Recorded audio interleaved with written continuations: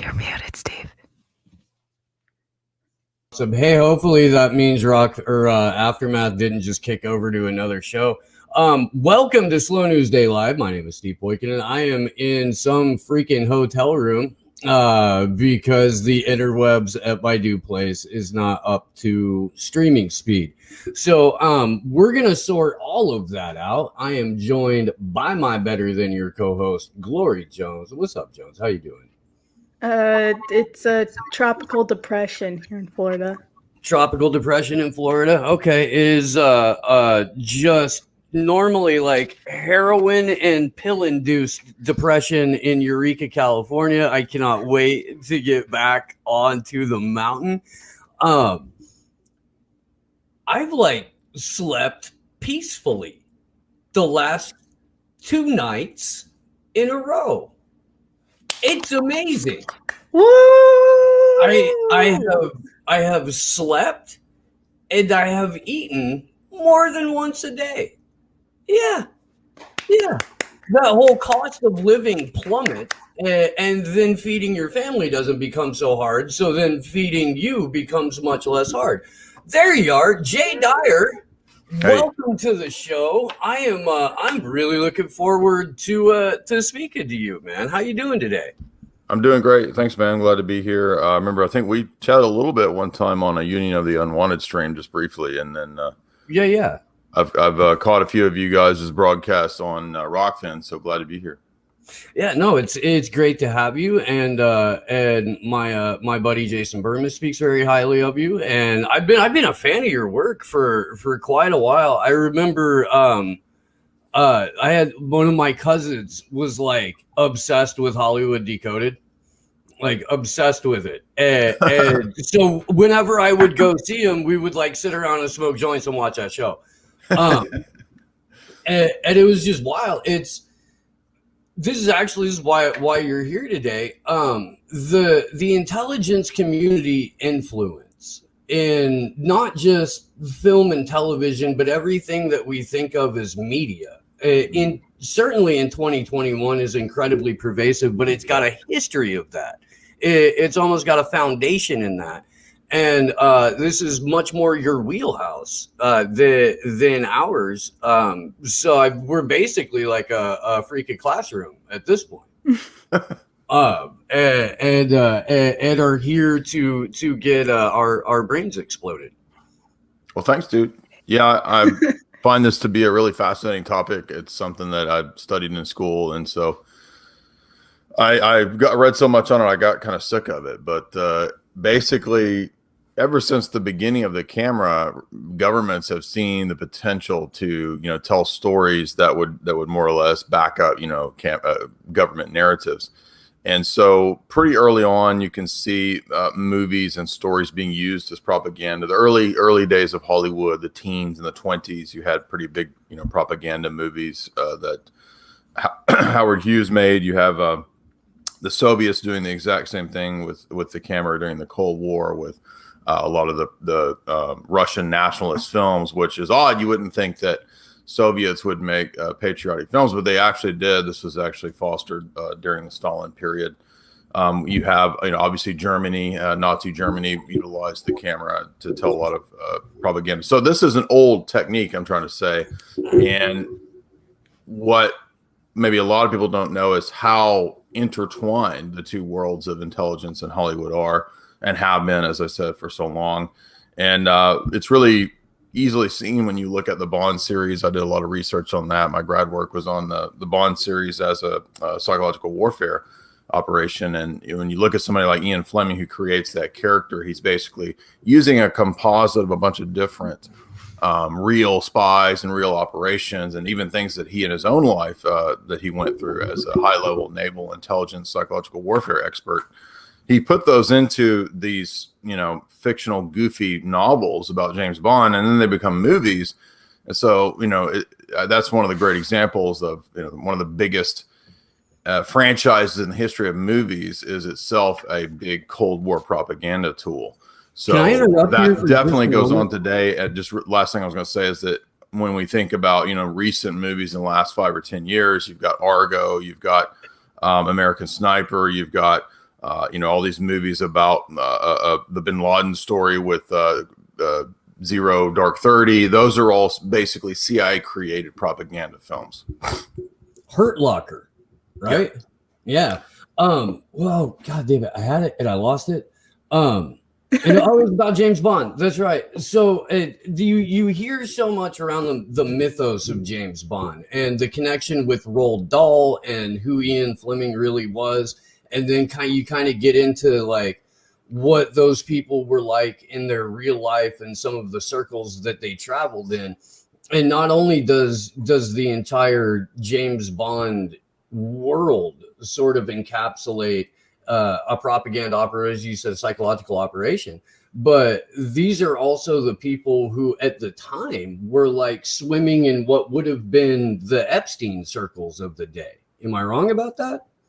No, you're absolutely right. I mean, Aristotle Onassis, of course, famously the big, the Greek billionaire, he wanted to fund all of the original Bond movies.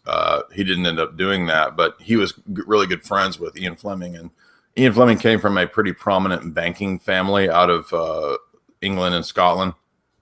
And so he went to all these, elite universities, and he saw how you're recruited, typically at the universities. He was recruited there, went into naval intelligence. That's why James Bond is a naval officer, right? Who then goes into British intelligence, because that's what happened to Ian Fleming. So, yeah, a lot of those guys, they're all in the same circles. Sometimes there's a book that Richard Grove's always referring to called The Irregulars, which deals with that circle of people. And they actually played an instrumental role, not just in all this fictional stuff, but in setting up the U.S. CIA, right? So they actually came over here and worked with Bill Donovan, a guy out of Canada called William Stevenson, codename Intrepid. He worked with Bill Donovan to set up the OSS in 1942, which would become the CIA. And we just had on Elizabeth Voss a couple of weeks ago, who's been doing an excellent series on the Finders. I've got some of her essays right here. It's funny you said that. Nice. I mean, she's incredible, and she's become a friend over the last couple of years. Very, very, very valuable conversations that have come out of that relationship. But she was in the Finders. She talks about I can't remember his first name, but Petty, the guy who founded it, who had intelligence connections predating the OSS, and I had a couple of questions that maybe you might be able to have some insight on, relating to like the Tavistock Institute's influence on the officers that helped create the OSS from British intelligence, and then also the possibility that a lot of these Finders children from 40, 50 years ago may now be prominent members in the American political system. And I'd like to know what your opinion on that is. It's obviously speculation, obviously. So if you're willing to take the boat ride to Speculation Island, I would love to hear your thoughts on that. Yeah, there is some precedent for that. A lot of the experiments were done on children, and that's been going on for many decades. I just uncovered the other day, I thought I had it in here, but there's a speech. I think it's called the Greenbaum speech, and it's a speech by a psychologist from a long time ago, delivered at a conference of people on ritual abuse. And in this speech, he actually discusses what you're talking about, that a lot of people have been put into systemic ritual abuse through cults. He doesn't name anybody specific or high profile people, but he is referring to decades of this going on. If you look up Paul Bonacci's testimony, he was connected to the Franklin cover-up. Paul Bonacci alleges that he was under Michael Aquino in one of these Monarch programs where they were trying to do the very thing you said, that they were going to train young people into being this next generation of kind of occult brainwashed sort of individuals that would then move into high positions in government, finance, media, all over. So there are programs like that, and it's definitely plausible. In fact, I was just reading some old papers the other day from John Marks, who wrote multiple critiques of the CIA going back to the 70s. He has an essay I dug up on Dr. John Gettinger, who was basically the guy who created all the personality assessment stuff, right? So like INTF or whatever, all that personality stuff. I'm a passive, INTF. I don't even know what they stand for, but he was doing all that for the CIA. So he was working for MK Ultra to try to map out all the different types of personalities, and he came up with like, I don't know, a few thousand of them. And they were actually doing research on high-level individuals, politicians, actors, business moguls, and so forth, even back in the 60s and 70s, to try to map the entire sphere of the human social dynamic domain, I guess you could say. And they wanted to have a scientifically accurate way to predict how people operate. Anyway, point of all that was just to say that they even specified that they wanted to also master and recruit deviants. So this is about the third or fourth thing I've come across now, which vindicates the specific recruitment and usage of psychopaths, serial killers, deviants, sexual deviants especially. And they wanted to even have it down to a science to know, okay, so this dude is a mega super creeper into XYZ. We can use him and control him by XYZ. And that goes all the way back to Bill Donovan saying that, yeah, sometimes we have to recruit some of the most deviant people in society to work for us. Damn. What's fascinating about that is that there's got to be some sort of, I don't know if it's because I'm trying not to sound like a complete crazy person here, right? Like that's the challenge, I suppose. But when you look at like the serial killers of the 70s and the 80s, yeah, what you're describing right now, dispassionately, just from looking at history, you would kind of automatically be led to, well, is it possible then that like Son of Sam had been exposed to this kind of programming? Yep. Is it possible? Exactly. So that sort of rolls over into modern day false flag stuff, where there kind of seems to be really disparate narratives surrounding things like Timothy McVeigh and the Oklahoma City bombing, exactly who and what David Koresh was and what Waco was, things like that.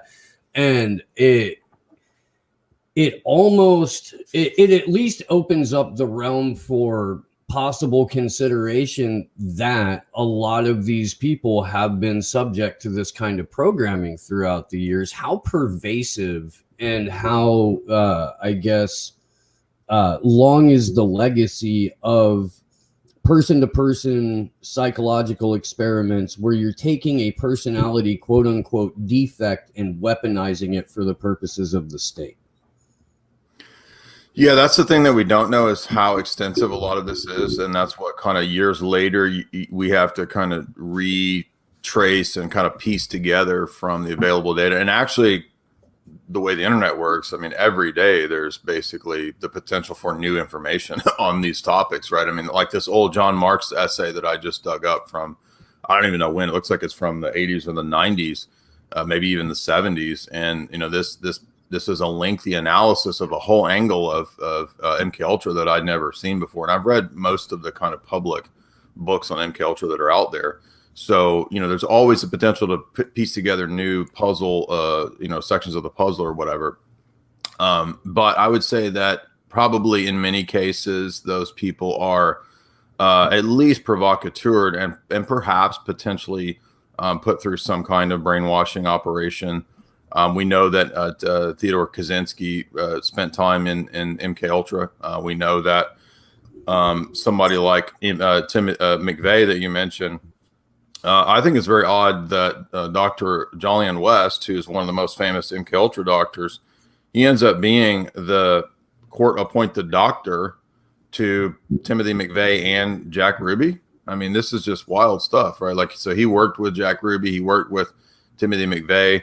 So there you have actually a organized crime element. And when you mention Son of Sam, a lot of the research that I've been doing lately about serial killers and organized crime, that's how that world connects. So the organized crime world connects directly to the intelligence world. Everybody should know this from the history of drugs and intelligence agencies basically trafficking, heroin.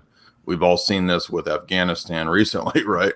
So this shouldn't be foreign to us, but it's.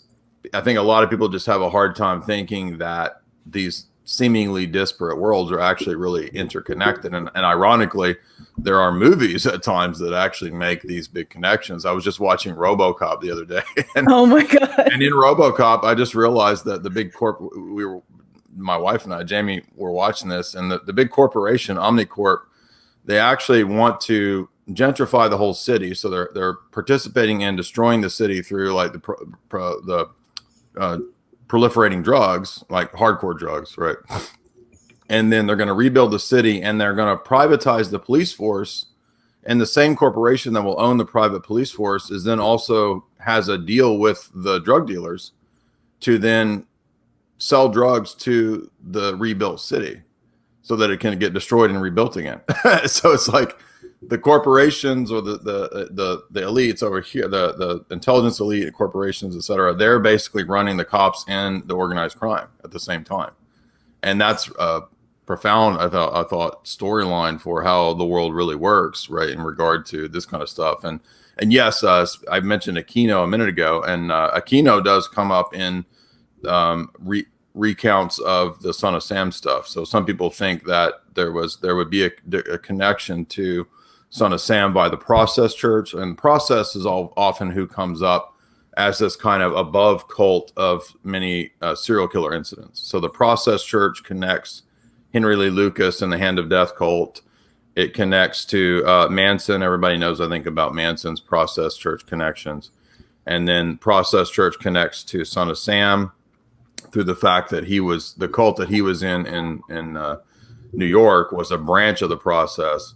And then the Process connects to Jimmy Savile, because Savile has whole interviews in the Process Church magazine, which are still available online. So there is an obvious, definite intelligence background connection to the Process Church, and they were using a lot of Crowley's philosophy, and Crowley groups often connect into British intelligence, for example. So anyway, that's my take on that, is that you can see very clearly through, again, the cult angle, the serial killer angle, the organized crime ties into this, because a lot of the cults and a lot of the serial killers are kind of doing like contract killing. That's another angle in this that people miss. And then I noticed too that, and that's very evident in Savile. Savile seems to have been some kind of contract killing type of person, because he had total immunity, and he would brag about it, that he would never be stopped because he was friends with, the Queen and the King, and then, Prince Charles and the Queen and all this stuff. Anyway, so that's another angle to understand about this stuff. And it's more prevalent than people think. How far they can take a person and plant, say Timothy McVeigh. I'm sure you guys have seen Corbett's excellent breakdown of how he was sheep dipped, and that was basically a planned operation. Do I know if McVeigh was put into something as a child? I don't know about that, but I do think he was sheep dipped and sort of planned for that operation once he had at least gone into the military, for sure. So those are great questions. I don't know about how far they can take and train a child to do something many years later, but there is at least cults that try to do that stuff. I mean, that's exactly right. You're right about Berkowitz. That's what Berkowitz said. He says that we were trained to be these kind of killers. Yeah. And there's what, Jones? Oh, I just said that makes a lot of sense. Yeah. If you look at Whitney Webb's deep dives, especially in the Epstein series, where she goes into takes it all the way back to the American Crime Syndicate and Meyer Lansky and Lucky Luciano. Yeah, that's what I've been reading into lately. Yeah, exactly. I didn't know she talked about that. Okay. Yeah, no, I think it's the second article that she wrote in 2019 as part of her Epstein series. But really goes into Samuel Bronfman and the whole bootlegging industry, the Roaring 20s, rise of the American Crime Syndicate, and then the Mafia's connections again with the United States government, with the House Un-American Activities Committee, and the, I guess, emergence of Roy Cohn as a legitimate actor in the DC bubble under Joe McCarthy in the 50s, and just sort of the hand holding that the FBI, the CIA, and the Congress really did with the mafia throughout the 50s, 60s, and 70s, where these relationships became not just integral, but almost like host parasite relationships, where they would take turns being the host and the parasite.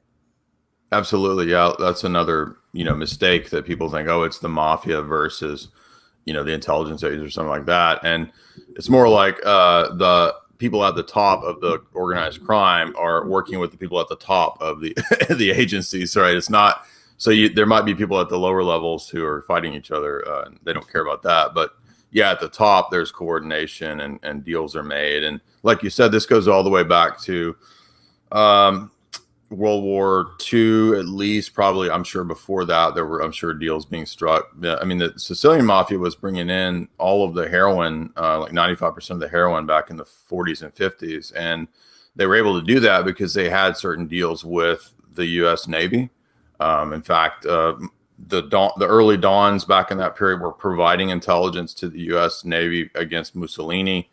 Mussolini had a love-hate relationship with Sicilian Mafia. And so when he would boot them out and make them angry, then they would give intelligence to the U.S. And there were even some mobsters who were playing both sides of that. There was some that they would feed intelligence to Mussolini, and then they would feed intelligence to the U.S. military. So there's always been that kind of shady dealing going on. And the drug dealing, I think, is the great key here to see this, because really without the coordination of high-level generals, people in the military, CIA, the various mafias wouldn't be able to traffic the amounts of drugs that they were. And most of the big amounts of drugs during that period were coming through the mob. I guess nowadays it's cartels, but it's the same principle, right? Of the CIA, for example, will have a deal with a certain cartel to exclude other cartels. That's actually if you watch the movie Sicario, that's actually what's implied in that movie. But yeah, you're absolutely right that this whole angle of the American crime syndicate, and really this is what's behind the assassination of JFK. I mean, probably a lot of people know this, but it was even stumbled upon in the late 70s when they had the RFK had those hearings where they called out Carlos Marcello as basically being one of the key figures in the assassination of JFK due to RFK going after him and having him exiled out of New Orleans. He was the mafia boss of New Orleans. And so it was pretty much all demonstrated. They found all of these suppressed tapes that the FBI had recorded for like thousands of hours of mob conversations. And it was done in coordination with the CIA. So the CIA actually went to people in the mob and said, hey, could you help us out? We'd like to maybe set you and some of our guys up, probably E. Howard Hunt, people like that, to try to get rid of, some of these Kennedys. But that information couldn't be used in court. And so that it really didn't go anywhere. And as you can imagine, I think that's the most plausible scenario, that it was Sam Giancana, elements of the CIA who had given money to different mobsters, particularly through Santos Trafficante, to have JFK taken care of. So it looks like it was people like E. Howard Hunt working with some of these mob figures to get that done. Well, and wasn't it something that, and ironically enough, that the JFK Oliver Stone film explored, which was the connection between what's his face, not Henry Clay, Clay Shaw and the CIA. Yeah, that's a good point. Between him and the mob and the CIA in New Orleans. Yeah, you're absolutely right. And also the one thing that people overlook is that the CIA and the OSS, they are very interested in having back when it was OSS, they would have people who, let me rephrase this. So the guy who's the prosecutor of Son of Sam was an old OSS guy. So they wanted to make sure that they had the right people there. And then in one of those big serial killer cases, it was, I think, the coroner too. And I think that in the JFK case, right, the coroner is a big deep state figure. So we'll never probably know what was really going on with the body. But that's another great point, is that the intelligence agencies make sure that they have key figures in those kinds of roles of, the coroner or the district attorney and this kind of stuff. So can we maybe go into a little bit like how this programming actually happens and where they're pulling the doctors and scientists from, and the overlap that has with like advertising and pop culture now? That's good. Yeah. And I know that's kind of broad. Yeah. I'm sorry. Like I realize that I just basically asked you to throw like 7 volumes of encyclopedias at us at once. So I mean, the hope is we'll get going somewhere and we may tangent and do, dive deep further a little bit down on it. But I mean, just, it can really go anywhere. Right, so basically all of the ad men, if you watch that, the show Mad Men with Don my Draper, ex-wife was obsessed with that all of show. those guys are the guys who were in the OSS. And I think, I've not seen all of Mad Men, but isn't Don Draper a former military dude? Don Draper is, yeah. And so those guys in real life who went into the advertisements at Walter Lippmann Agency, and the same guys who were in the OSS who then went on to be the heads of the major CBS, ABC, NBC, they were all also OSS wartime intelligence, psychological warfare guys. So Sarnoff, Paley, those guys who headed up the networks basically took a lot of their wartime intelligence. And if you think about it, it makes sense, because if you are in charge of psychological warfare in military, you want to influence the enemy and your own people, right? So you want to make sure that your guys have the right frame of mind through the broadcast that you put out, whether it's radio or whether it's pamphlets or whatever it is.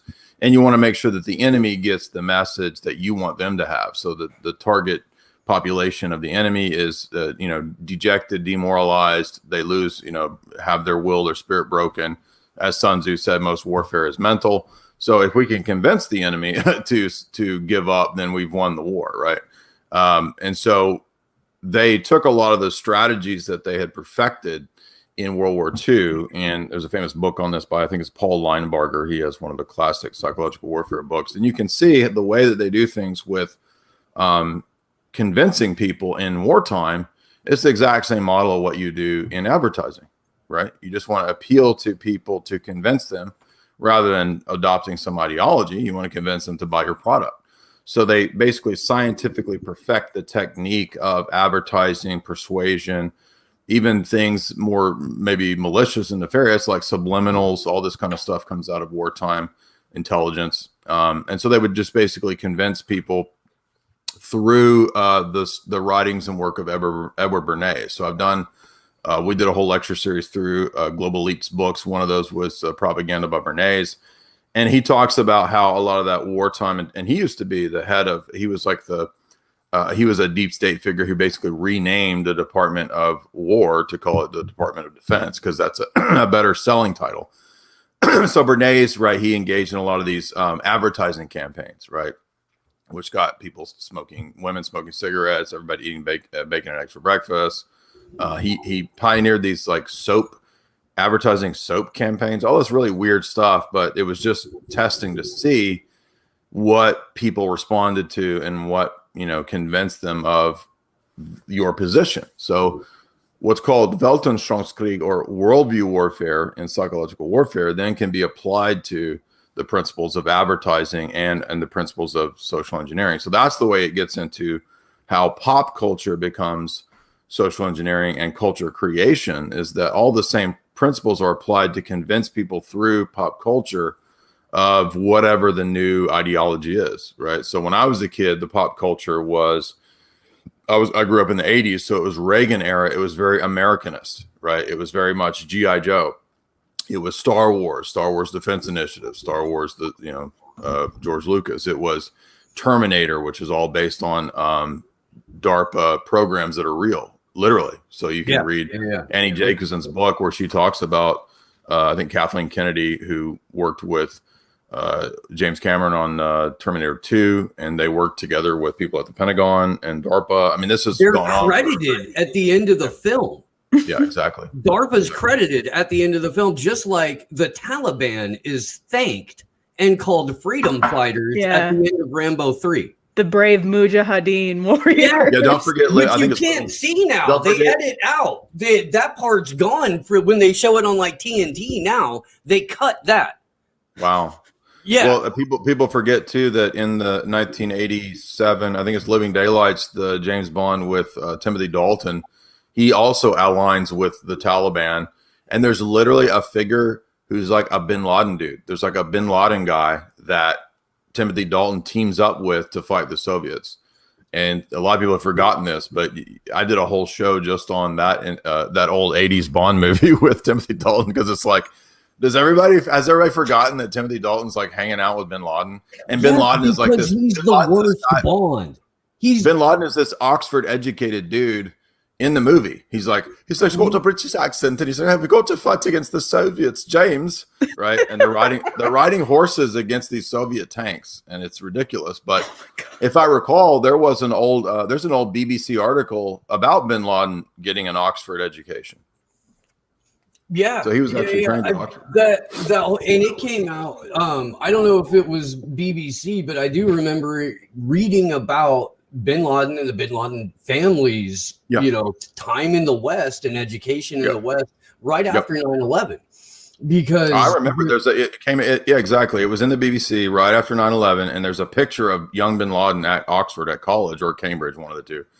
And that's relevant because, as we said, if you're going to be an asset for in Western intelligence, especially, I mean, most of the time it's the people that they're recruited at Oxford, Cambridge, or the American, East Coast universities like Harvard, Yale, etc.